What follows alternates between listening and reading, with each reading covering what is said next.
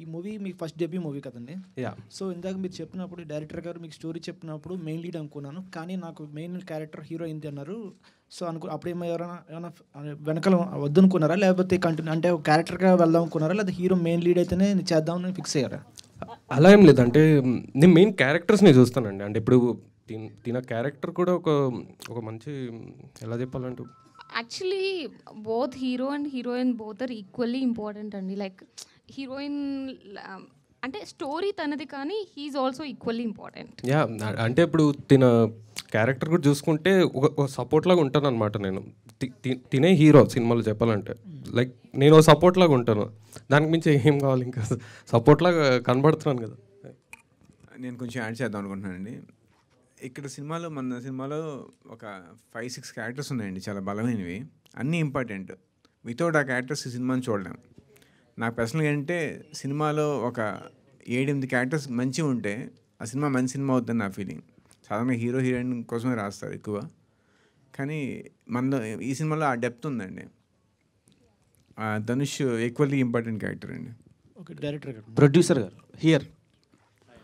గారు చెప్పండి. First of all produce చేయడమే ఒక కరేజ్ ఉండాలి. అలాంటిది ఇలాంటి తంత్ర లాంటి సినిమాలు తీయడానికి కొంచెం ఇబ్బందిగా ఉంటుంది. అంటే డెబ్యూ ప్రాజెక్ట్ అనుకుంటున్నా.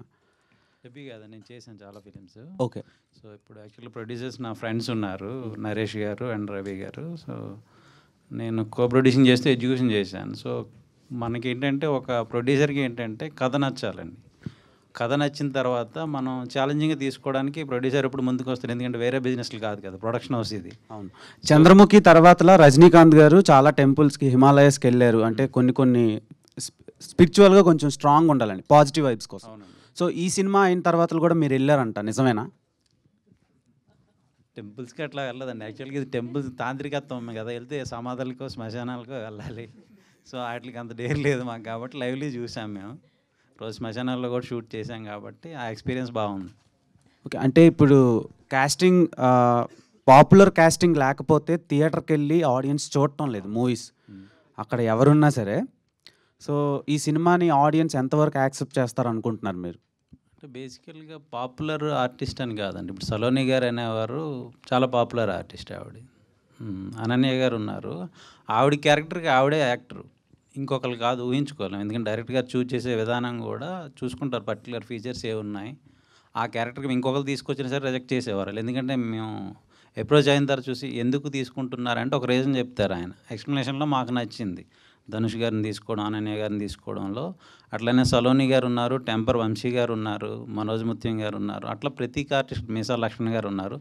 ఒక కథకి పాత్రలకి ఎవరు సరిపోతారో అట్లాంటి వాళ్ళు ఆయన తీసుకునేటప్పుడు మేము సపోర్ట్ చేయాలి. బేసికల్గా మేము అబ్జర్వ్ చేసి సపోర్ట్ చేస్తాం అంతే. ప్రొడక్షన్ క్వాలిటీ వైజ్ ఏంటంటే ఆయన అడిగిన వరకు ఎక్విప్మెంట్ ఇవ్వాలి, క్వాలిటీగా తీసామని మేము అనుకుంటున్నాం. రేపొద్దున మీరు ట్రైలర్లో చూశారు, ఆ పెర్ఫార్మెన్స్ని బట్టే చూస్ చేసుకున్న క్యారెక్టర్లు అండి ఇవి. అంతేగాని మనం కథ బాగుంది, కథలో పాత్రలు బాగున్నాయి, అందరు బాగా చేశారు, టెక్నికల్ టీం కూడా బాగా చేసింది, విజువలైజేషన్ బాగుంది. సో మా ప్రయత్నం అయితే బాగా చేసామని ముందుకు వస్తున్నాం. 15th మేమంతా మీరు ప్రమోట్ చేస్తారని ఇంకా ఆశిస్తున్నాం. ఓకే, ఆల్ ద బెస్ట్ అండి. Thank you so much. Ananya గారు ఉంటేనే హిట్ అవుతుందండి సినిమా. మనకి మసూదా హిట్ అయింది. అదే ఇందాక డైరెక్టర్ గారిని ఒక క్వశ్చన్ అడిగారు మీరు, అంటే చాలా రోజులు అవుతుందండి సార్, మీరు అడిగారు చాలా రోజులు అవుతుంది, ఇవన్నీ పాత పడిపోయాయి కదా, ఇప్పుడు ఎవరు చూస్తారంటే ఒక మసూదా వచ్చింది, ఒక తర్వాత ఏమో విరూపాక్ష వచ్చింది, తర్వాత ఏమో పొలిమేర వచ్చింది. అంటే ప్రతి నెలకు వచ్చేటప్పుడు ఎక్కడ మనం సంవత్సరాలు గుర్తు వస్తున్నాం, ప్రతి నెలకు వస్తుంది సినిమా. ఆ త్రోవలో మేము వస్తున్నామండి. ఓకే, అనన్య గారు కోపడొద్దు, ఒక క్వశ్చనే ఉంది. నేను కోపడతా అండి, నేనే మిమ్మల్ని అందరూ ఒక క్వశ్చన్ అడుగుదాం అనుకున్నాను దీని తర్వాత. సో ఒక యాక్టర్గా మీరు చాలా వెర్సటైల్ రోల్స్ చేస్తున్నారు, ఐ అగ్రీడ్. కానీ ఛాన్స్ లేక అలాంటి రోల్స్ ఒప్పుకుంటున్నారా, లేదంటే క్యారెక్టర్ నచ్చి మీరు యాక్సెప్ట్ చేస్తున్నారా? ఇప్పుడు ప్రీవియస్గా కిస్సీన్ అని అన్నాను కదా, అలా.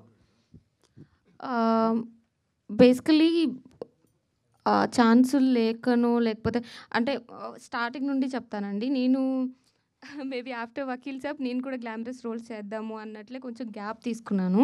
బట్ దాని తర్వాత నాకు అర్థమైంది ఏంటి అంటే హీరోయిన్స్ ఆర్ ఈజీలీ రిప్లేసబుల్ అండి. If you take few heroines recent టైమ్స్లో వచ్చిన వాళ్ళు కొన్ని హిట్స్ లేకపోతే ఈజీగా రీప్లేస్ చేస్తున్నారు, వాళ్ళకి అనిపించట్లేదు. సో నాకేమనిపించిందంటే నాకంటూ నాకు ఒక మార్కెట్ క్రియేట్ చేసుకోవాలి అనిపించింది. ఆ మార్కెట్ క్రియేట్ చేసుకోవడానికి ఉన్న ఒకే ఒక వే మంచి ఫిల్మ్స్ తీసి ఓకే ఈ అమ్మాయి అనన్య ఫిల్మ్ చేస్తుంది అంటే they is something in that film అని చెప్పి నన్ను నేను ప్రూవ్ చేసుకోవాలి అని అనుకున్న ప్రాసెస్లో చేస్తున్న ఫిల్మ్స్ అండి ఇవన్నీ. అలాగని చెప్పి గ్లామరస్ రోల్స్ చెయ్యరా అనన్య గారు అంటే చేస్తాను, but I will take some time. Maybe నాకు ఒక మార్కెట్ క్రియేట్ అయిపోయిన తర్వాత అప్పుడు మేబీ ట్రై చేస్తాను. That's the thing. Okay, thank you. Me question. నా క్వశ్చనా, మీ అందరికీ ట్రైలర్ ఎలా అనిపించింది ఆనెస్ట్గా చెప్పండి. ఎవరెవరి చేతిలో మైక్లు ఉన్నాయో వాళ్ళు ఫస్ట్ మాట్లాడాలి. వాళ్ళు మీరే, ఆబ్వియస్గా మీ చేతిలోనే మైక్ ఉంది, ఆనెస్ట్గా చెప్పండి. నేను కొంచెం ఒక 2 సీన్ల దగ్గర కొంచెం భయపడ్డాను. ఇంకా మీ నుంచి పొట్టేల తర్వాత ఇంకొంచెం హాట్నెస్ని మేము ఎక్స్పెక్ట్ చేసాం, అది కనిపించలేదు. కనిపించలేదు, సినిమాలో ఉంటుందేమోనని చిన్న హోప్. ఓకే. అండ్ సలోని గారిని చూసి షాక్ అయ్యాం. Okay, super super. And background score బాగుంది. Okay okay. ఓవరాల్గా ట్రైలర్ చాలా నచ్చింది అంటున్నారు. అంటే మీ అంత నచ్చలేదు కానీ నచ్చింది. Thank you. అనన్య గారు, ట్రైలర్ ఎలా ఉందని అడిగారు కదా, March 15 సినిమా చూసేంత బాగుందని చెప్పాలని ఉంది. చెప్పేసా కదండి. ఓకే, చాలా బాగుందండి. March 15th నాతో పాటు నాకు తెలిసిన ఒక 1000 మెంబర్స్ని సినిమాకి తీసుకెళ్ళేంత బాగుందని చెప్పండి. హ్యాపీ ఫీల్ అవుతాను, మిమ్మల్ని గుర్తుపెట్టుకుంటాను. ఓకే, థ్యాంక్ యూ అండి. సాయి చరణ్ గుర్తుపెట్టుకోండి. Yeah. Okay, first of all అండి మిమ్మల్ని వకీల్ సాబ్ సినిమాలో చూశాను. అంటే మీ క్యారెక్టర్ నాకు చాలా బాగా నచ్చింది. బట్ హర్రర్ ఫిలిమ్స్కి వచ్చేసరికి చాలా ఎక్స్ప్రెషన్స్, చాలా యాక్టింగ్ కావాలి. బట్ మీరు ఎలాంటి హార్డ్ వర్క్ చేశారు ఈ ఫిలింకి? Good question. ఆన్సర్ లేనప్పుడు గుడ్ క్వశ్చన్ అంటారు ఫస్ట్. బేసిక్లీ ఈ ఫిల్మ్ కోసం అంటే నేను శ్రీనివాస్ గారు ఇన్పుట్స్ ఎక్కువ తీసుకున్నాను. అంటే తను ఒక 1-2 days వర్క్షాప్స్ పెట్టారు. అండ్ ఆల్సో ఈ సీన్కి ఎలా కావాలి అని చెప్పేసి శ్రీనివాస్ గారు ఏం చెప్తే అది చేశాను. మ్యాక్సిమం ఇన్పుట్స్ కంటే కూడా శ్రీనివాస్ గారి దగ్గర నుంచి ఎక్కువ ఇన్పుట్స్ తీసుకున్నాను. కొంచెం క్లైమాక్స్కి కొంచెం వర్క్ చేసామండి. 1-2 days రిహార్సల్స్ అవి చేసాం, అంతేనండి. హీరో గారు సార్, ఫస్ట్ డెబ్యూ మూవీ ఇది మీకు, కానీ నేను హీరో అదే మెయిన్ లీడ్ హీరోయిన్ గారు అంటున్నారు. బట్ మీకు ఎందుకు ఇంత ధైర్యం, ఎందుకు ఈ సినిమా మీద ధైర్యం? అంటే మెయిన్ స్టోరీ విన్నాక నాకు విపరీతంగా నచ్చేసిందండి. అంటే